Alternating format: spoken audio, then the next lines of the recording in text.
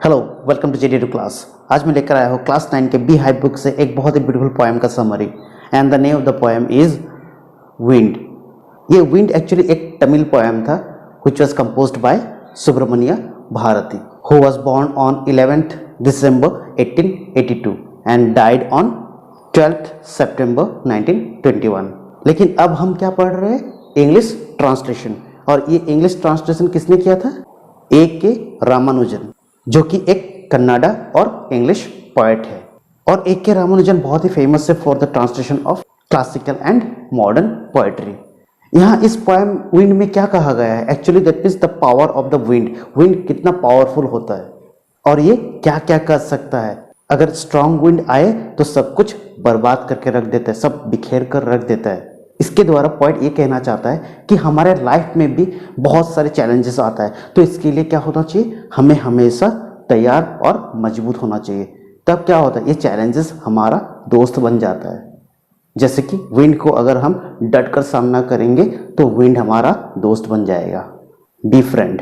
तो इसके समरी को आप अच्छी तरह से समझने के लिए इसके वीडियो को आप एंड तक देखिए, और अगर अच्छा लगे तो प्लीज़ लाइक, शेयर और कमेंट ज़रूर कीजिए। और जो मेरे चैनल पर नया है प्लीज़ सब्सक्राइब द चैनल और बेल आइकॉन को प्रेस कर दीजिए, ताकि आपको जब भी मैं कोई नया अपलोड करूँ वीडियो तो आपको तुरंत नोटिफिकेशन मिल जाए।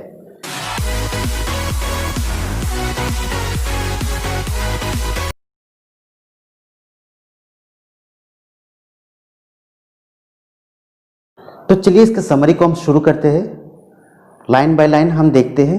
Here the poet says that wind come softly, don't break the shutters of the windows, don't scatter the papers, don't throw down the books on the shelf. इसका मतलब क्या है? पोएट यहाँ पे विंड से कन्वर्सेशन कर रहा है, बातें कर रहा है और बोल रहा है कि विंड को तुम सॉफ्टली आओ, धीरे धीरे आओ। फिर पोएट विंड से फिर से ये कहता है कि मत तोड़ो शटर्स ऑफ द विंडोज, खिड़कियों के शटर्स को मत तोड़ो, पेपर्स को स्कैटर मत करो यानी कागज को मत बिखराओ, और शेल्फ पर रखी बुक्स को मत गिराओ। इन लाइंस में पोएट एक्चुअली विंड के पावर को दिखा रहा है कि विंड क्या क्या कर सकता है। Again the poet says that there look what you did, you threw them all down, you tore the pages of the books, you brought rain again, You are very clever at poking fun at weaklings। इसका मतलब क्या है? Poet यहाँ पे जो भी wind से कह रहा है नहीं सुना, बात नहीं माना, इसीलिए पोएट विंड से कह रहा है कि देखो तुमने ये क्या कर दिया, तुमने बुक्स के पेजेस को फाड़ दिया और फिर से बारिश को लेकर आया। और पोएट विंड से ये भी कह रहा है कि तुम कमजोर लोगों पर हंसते हो, कमजोर लोगों का मजाक उड़ाते हो। Again the poet speaks that frail crumbling houses, crumbling doors, crumbling rafters, crumbling wood, crumbling bodies, crumbling lives, crumbling hearts। यहाँ पे देखिए crumbling वर्ड को मैनी टाइम्स रिपीट किया गया है, क्योंकि यहाँ पे ये दिखाया गया है कि विंड सब कुछ तोड़ सकता है और सब कुछ बिखेर सकता है। मतलब यहाँ पे पॉइंट फिर से दिखा रहा है कि विंड कितना स्ट्रांग है। वो वीक हाउसेस को तोड़ देता है, वीक दरवाजों को तोड़ देता है, और राफ्टर्स, राफ्टर्स मीन्स छत, वीक छत को गिरा देता है। Wooden structures fall down, all bodies of people, animal, सब कुछ, सब लाइव्स, सब विंड के सामने टूट जाते हैं, गिर जाते हैं अगर विंड स्ट्रांगली आता है तो। और कमजोर हर्ट सह नहीं पाता, ये टूट जाता है, ब्रेक्स डाउन। इसका मतलब पॉइंट यहाँ पे ये कहना चाहता है कि वीक पर्सन जब भी कोई चैलेंजेस फेस करता है लाइफ में तो वो टूट जाता है, वो संभल नहीं पाता है। In the next line the point says that The wind god winnows and crushes them all। यहाँ पे देखिए पॉइंट विंड को विंड गॉड कह रहे हैं, और विनोज का मतलब ब्लो ग्रेन फ्रॉम चेफ, और separate grain from husk by blowing on it, मतलब अनाज पचारना। इसी तरह जो लोग कमजोर होते हैं वो लोग व्हीट की तरह क्रश हो जाते हैं विंड के सामने, मतलब चैलेंजेस के सामने।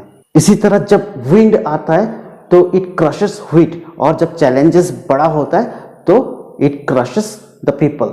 Again in the next few lines the poet says that he won't do what you tell him, so come let's build strong homes, let's joint the doors firmly.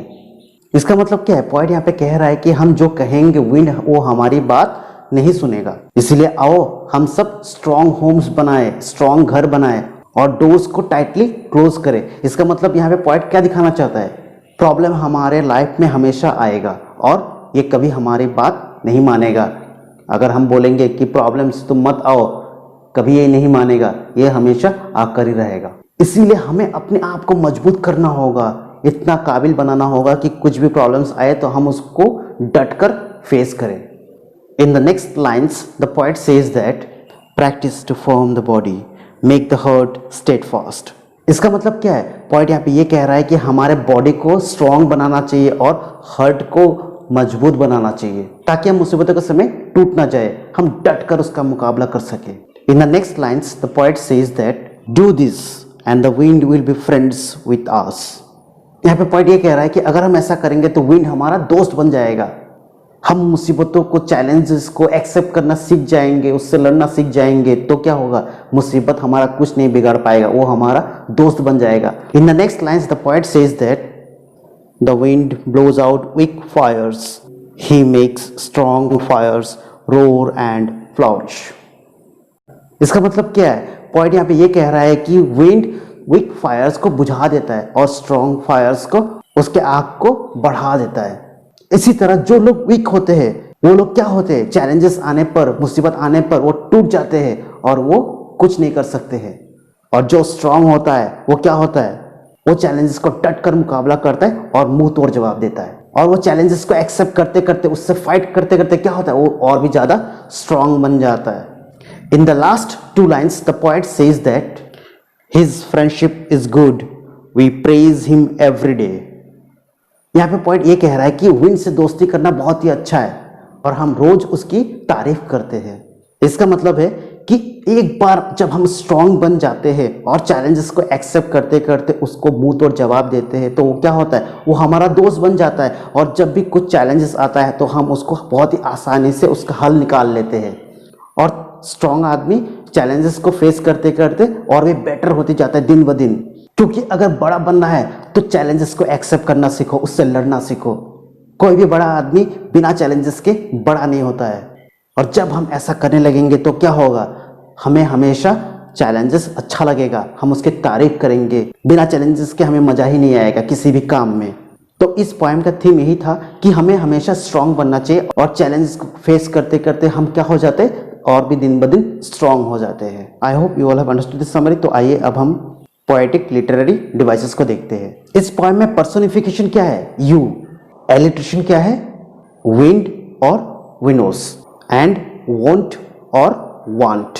Anaphora क्या होगा, anaphora means जब कोई word repeat होता है starting में दो या दो से ज्यादा कंसेक्यूटिव लाइन्स में। जैसे कि यहाँ पे एनाफोरा क्या है, डोंट, वो कौन सा लाइन में आया था, सेकेंड, थर्ड और फोर्थ में। और यू, वो लाइन्स 6th, 7th और 8th में है। I hope you all liked this video and thanks for watching the video. Thank you.